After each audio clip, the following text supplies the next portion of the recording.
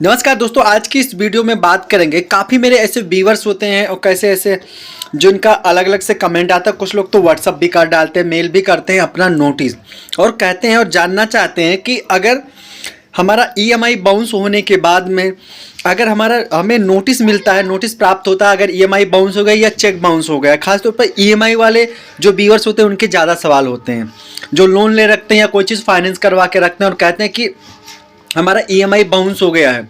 तो कहते हैं जब कोर्ट से नोटिस सम्मन आता है, जिसको कुछ लोग नोटिस भी कहते हैं, तो क्या वहाँ पे हमें बेल करवाना होता है? एक ये बहुत बड़ा लोगों का सवाल होता है और कई बार ये सवाल लोगों के द्वारा पूछा जाता है। तो दोस्तों, आज की इस वीडियो में इसी प्रॉब्लम पर, इसी सवाल का हल ढूंढेंगे मिलकर।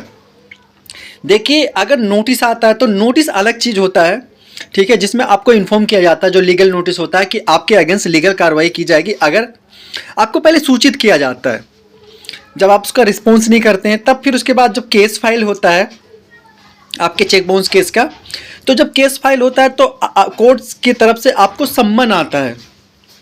तब अगर आपको कोई सम्मन आया तो वहाँ पे आपको बेल करवाने की ज़रूरत नहीं पड़ती है।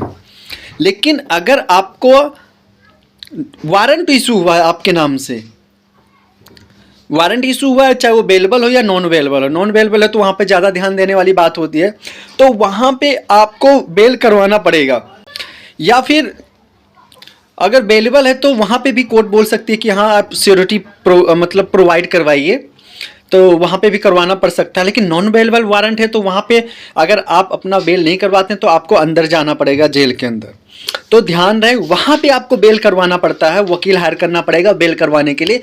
लेकिन अगर खाली कोर्ट से सम्मन आया है तो आपको ये इन्फॉर्म किया जा रहा है कि आप फलाने डेट पर आपको कोर्ट में पेश होना है, तो वहाँ पे आपको क्या नाम है, बेल करवाने की ज़रूरत नहीं होती है। तो डरने की कोई ज़रूरत नहीं होती। अगर ऐसा कंडीशन होता है तो आपको बस खाली बेल करवाना की ज़रूरत कब पड़ती है? जब आपके नाम से वारंट इशू हुआ हो, चाहे वो अवेलेबल हो या नॉन अवेलेबल हो। कभी कभी अवेलेबल वारंट में बेल नहीं करवाना पड़ता, जो अवेलेबल वारंट इशू होता है, लेकिन नॉन अवेलेबल में तो पक्का करवाना पड़ता है। लेकिन अगर कुछ कंडीशन ऐसे होते हैं या कुछ केसेस ऐसे होते हैं, उनके केस के सर्कमस्टेंसेस ऐसे होते हैं जहां पर कोर्ट बोलते हैं कि हमें सिक्योरिटी चाहिए, तो वहां पे आपको करना पड़ सकता है। अन्यथा आपको अगर सम्मन आता है तो वहां पे आपको बेल लेने की जरूरत ही नहीं पड़ेगी। दूसरी बात यह है कि अगर कुछ कंडीशन ऐसे होते हैं कि लोगों के जो सवाल होते हैं, क्या सम्मन आया तो वकील रखना पड़ेगा या एडवोकेट को हायर करना पड़ेगा?